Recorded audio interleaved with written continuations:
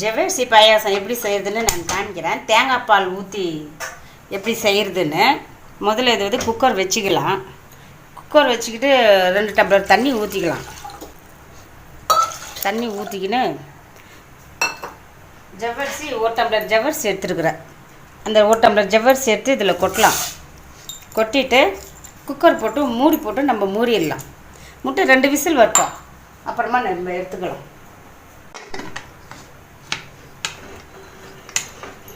வச்சுட்டு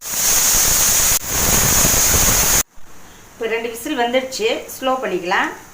இப்போ இதை எடுத்து இங்கே வச்சிடலாம், வேறு அடுப்பில் வச்சிடலாம்.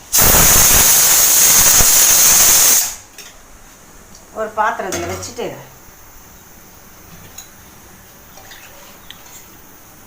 தண்ணி கொஞ்சம் ஊற்றிக்கலாம். 1 டம்ளர் தண்ணி 1/2 டம்ளர் ஊற்றிக்கலாம்.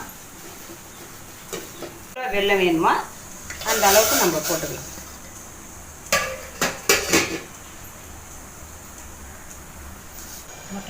தேங்காய் பால் 1 கப்பு வச்சுருக்குறோம்.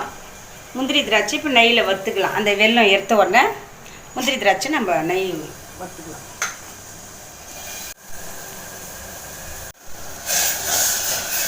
வெல்லம் கரைஞ்சா போதும். வெல்லம் ஏங்க அப்படி வைக்கிறேன்னா, அடியில் மண் இருக்குது, மண் வெல்லத்தில். அதை நம்ம வடிகட்டிக்கணும்னா அந்த மண்ணெல்லாம் அப்படியே நின்றுடும். சாப்பிட்றதுக்கு நல்லா இருக்கும். இப்போ நம்ம வந்து ஆஃப் பண்ணிடலாம். ஆஃப் பண்ணிட்டு அது வடிகட்டிக்கலாம்.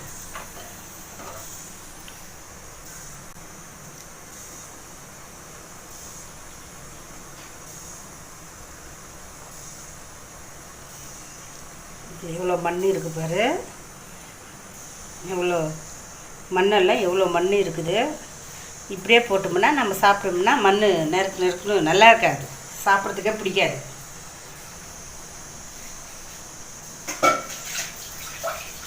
இப்போ இது விசில் எடுத்துடலாம்.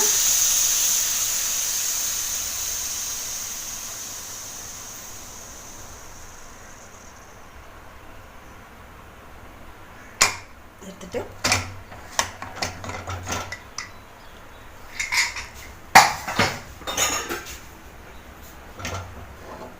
நல்லா வெந்திருக்குது கலக்கலன்னு.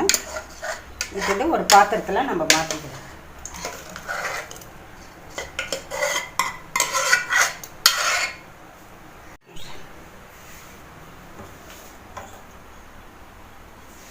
வச்சுக்கலாம். ஸ்லோ பண்ணிக்கலாம்.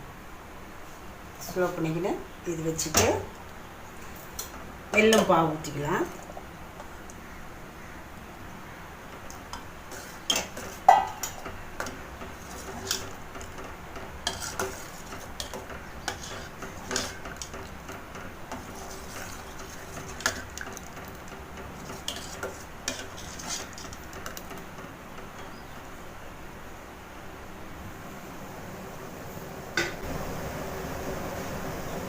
கடாயை எடுத்து பண்ணிக்கலாம்.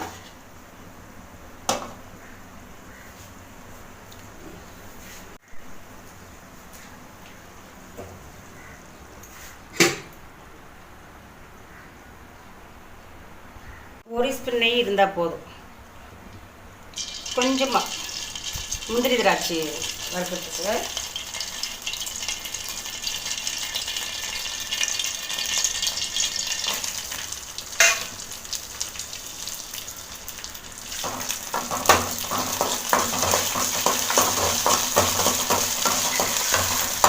இப்போ வந்து இதில் தேங்காய் பால் ஊற்றிக்கலாம்.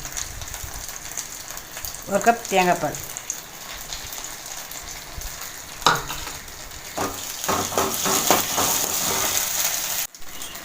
ரெண்டு ஏலக்காய் கிள்ளி போட்டுக்கலாம் வாசனைக்கு.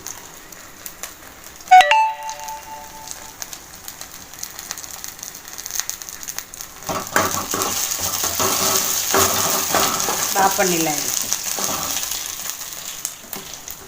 இப்போ வந்து இந்த முந்திரி திராட்சை எடுத்து நம்ம வந்து இதில் கொட்டிக்கலாம்.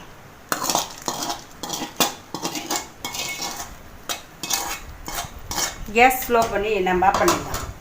கேஸ் எக்ஸ்ட்ரா இருக்கும். வெல்லம் போட்டிருக்கோம், தேங்காய் போடல, நாங்கள் வந்து சர்க்கரை போடல, வெல்லம் போட்டிருக்குறோம். நல்லாயிருக்கும். நீங்கள் சாப்பிட்டு பாருங்கள். சாப்பிட்டு பார்த்து எங்களுக்கு நீங்கள் சொல்லுங்கள் எப்படி இருக்குதுன்னு.